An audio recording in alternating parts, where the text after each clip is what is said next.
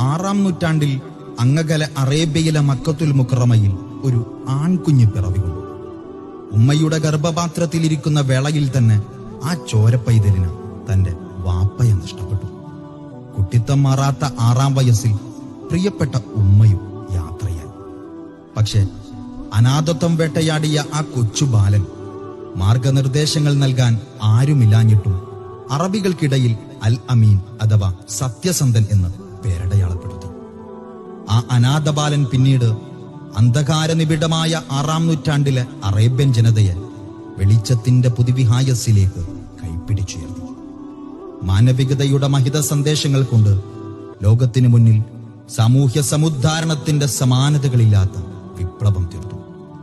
ആ അനുഗ്രഹീത പിറവിക്ക് മക്കാ മണൽത്തരികൾ സാക്ഷ്യം വഹിച്ച മറ്റൊരു റബീഉൽ അവ്വൽ 12 കൂടി ആഗതമാകുന്നു.